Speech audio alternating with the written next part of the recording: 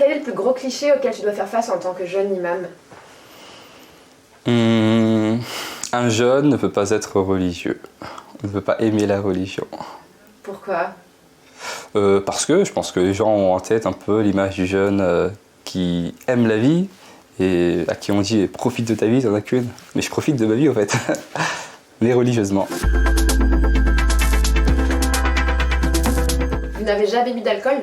Je n'ai jamais bu d'alcool. Pourtant, dans le Coran, je sais qu'il y a des versets sur le vin. Absolument. Et Oui. j'ai l'impression que c'est le vin festif. Non, en fait, vous savez,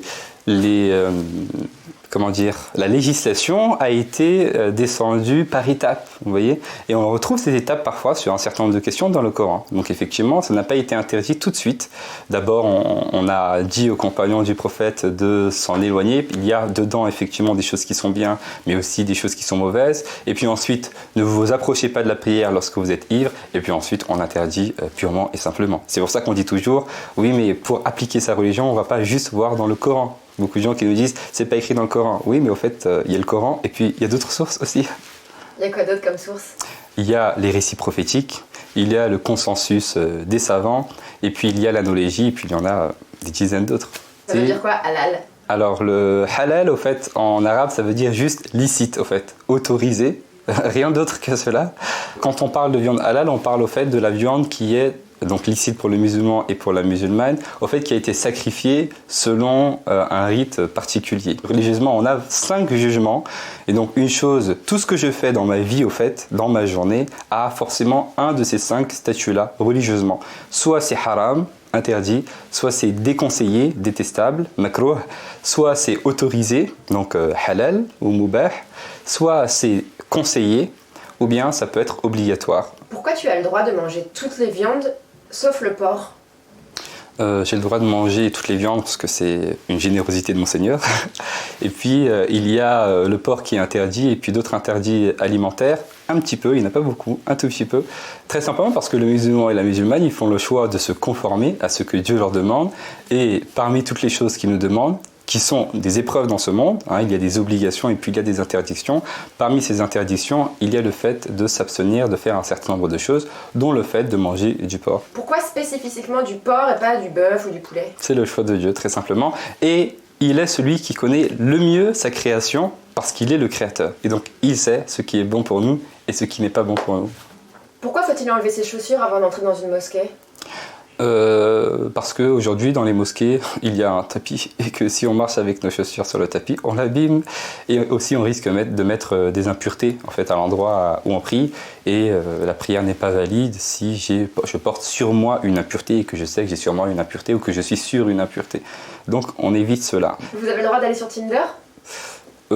C'est pas sain du coup. Mais c'est pas interdit. Mais au fait, l'objectif peut déterminer au fait, le jugement de la chose. Donc l'objectif là, c'est de rencontrer des personnes en dehors du cadre de mariage. Donc effectivement, c'est pas une chose qui est autorisée. Par contre, rencontrer une personne pour faire connaissance dans le cadre, dans l'objectif de se marier, là, effectivement, oui, ce serait autorisé. Est-ce que tu as des amis non-croyants? J'ai des amis non-croyants. Alors maintenant mon activité du coup me prend pas mal de temps et du coup forcément on est un peu moins en lien, mais j'ai des connaissances non-croyantes bien sûr. Et ça donne lieu à des débats? Oui forcément, d'autant plus aujourd'hui avec les débats qui courent dans les médias, oui ça donne lieu à des débats effectivement. Oui. Comme quoi? Comme pourquoi est-ce que vous faites toujours une différence entre les hommes et les femmes? Pourquoi est-ce que vous ne mangez pas de porc? À quoi ça sert le ramadan? Des questions un petit peu basiques et puis parfois des questions qui sont un peu plus poussées et qui demandent de la réflexion. Genre pourquoi tu crois en Dieu en fait? Comment on devient imam? Alors il n'y a pas au fait à la base de cursus vraiment dédié religieusement pour devenir imam. Au fait, ce sont les personnes qui ont atteint un degré vraiment haut dans les sciences religieuses et qui ont les capacités d'être imam, eh bien les gens leur demandent d'être imam, très simplement. Maintenant, effectivement, aujourd'hui, l'organisation des choses fait qu'il est nécessaire d'avoir un petit peu des cursus qui soient dédiés. Donc, il existe aujourd'hui des cursus de formation d'imam. Toi, tu as fait quel cursus? Moi, j'ai suivi un cursus de formation donc pour les imams au Maroc que j'ai complété avec des cours un peu traditionnels. C'est l'équivalent d'un bac plus quoi, plus 5? Oui, absolument, bac plus 5. Comment un imam gagne sa vie? Alors, il n'y a pas de schéma au fait, uniforme comment un imam gagne sa vie. Dans beaucoup de mosquées, au fait, ce sont les dons des fidèles, effectivement, qui contribuent à un petit peu rétribuer l'imam. Et puis parfois, il y a des mosquées qui ont un peu plus de moyens parce qu'elles ont des relations avec l'extérieur, très simplement. Et si tu devais me donner une fourchette de salaire? Dire 1000, généralement 1500, jusque je sais pas, 3000, mais vraiment, je dis ça à la louche comme ça. C'est quoi le plus dur aujourd'hui dans la vie d'un imam? La considération qu'ont les gens, au fait, et l'image qu'ont les gens un petit peu du rôle. Difficile vis-à-vis, peut-être, si on parle vis-à-vis des gens. Mais au fait, l'imam, il a la conscience tranquille. Il sait ce qu'il fait, il sait pourquoi il le fait, et il le fait d'abord pour son Seigneur. Mais effectivement, le regard parfois des personnes, les dires des uns et des autres, ne rendent pas au fait la tâche facile tous les jours.